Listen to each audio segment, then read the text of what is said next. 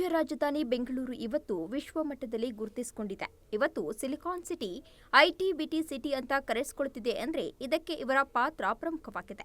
ಅಲ್ಲದೆ ನಗರದಲ್ಲಿ ಟ್ರಾಫಿಕ್ ದಟ್ಟಣೆ ತಗ್ಗಿಸಲು ಮೊಟ್ಟಮೊದಲಿಗೆ ನಗರದಲ್ಲಿ ಫ್ಲೈಓವರ್ ಪರಿಚಯಿಸಿಕೊಟ್ಟ ಮಹಾನ್ ವ್ಯಕ್ತಿ ಇವರು. ಹಾಗಾದ್ರೆ ಯಾರು ಈ ಕನಸುಗಾರ ಅಂತೀರಾ? ಈ ಸ್ಟೋರಿ ನೋಡಿ.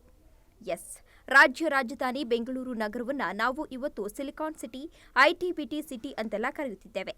ಆದರೆ ಇದಕ್ಕೆ ಪ್ರಮುಖ ಕಾರಣ ಅಂದ್ರೆ ರಾಜ್ಯದ ಮುತ್ಸದಿ ರಾಜಕಾರಣಿ ಮಾಜಿ ಸಿಎಂ ದಿವಂಗತ ಎಸ್.ಎಂ. ಕೃಷ್ಣ ಅವರು.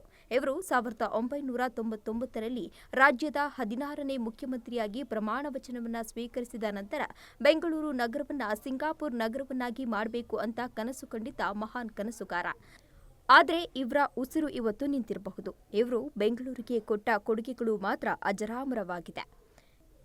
ಇನ್ನು ಇವತ್ತು ಈ ಬೆಂಗಳೂರು ನಗರವನ್ನ ವಿಶ್ವವೇ ತಿರುಗಿ ನೋಡುವಂತೆ ಮಾಡಿದ್ದಾರೆ. ಇದಕ್ಕೆ ಎಸ್.ಎಂ. ಕೃಷ್ಣ ಅವರ ಪಾತ್ರ ಪ್ರಮುಖವಾಗಿದೆ.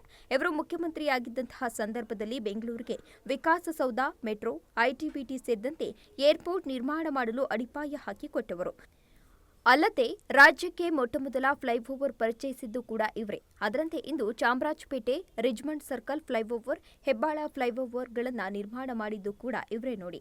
ಆದರೆ ಇವರು ನಗರಕ್ಕೆ ಇನ್ನೂ ಹಲವಾರು ಕೊಡುಗೆಗಳನ್ನು ಕೊಟ್ಟಿರೋದ್ರಿಂದ ದೇಶ ವಿದೇಶಿಯರು ರಾಜ್ಯ ರಾಜಧಾನಿ ಬೆಂಗಳೂರು ನಗರವನ್ನು ತಿರುಗಿ ನೋಡುವಂತೆ ಮಾಡಿದ್ದಾರೆ. ಒಟ್ಟಾರೆ ರಾಜ್ಯ ರಾಜಧಾನಿ ಬೆಂಗಳೂರಿಗೆ ಅನೇಕ ಕೊಡುಗೆಗಳನ್ನು ಕೊಟ್ಟು ಐಟಿ-ಬಿಟಿ ಸಿಟಿಗಳನ್ನಾಗಿ ಮಾರ್ಪಾಡು ಮಾಡಿರುವ ಚತುರ ರಾಜಕಾರಣಿ SM. Krishna into ಕಣ್ಮರೆಯಾಗಿದ್ದಾರೆ.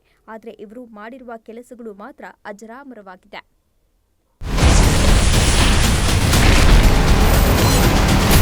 Ashwavega English news coming soon. Your channel, your voice, your trust.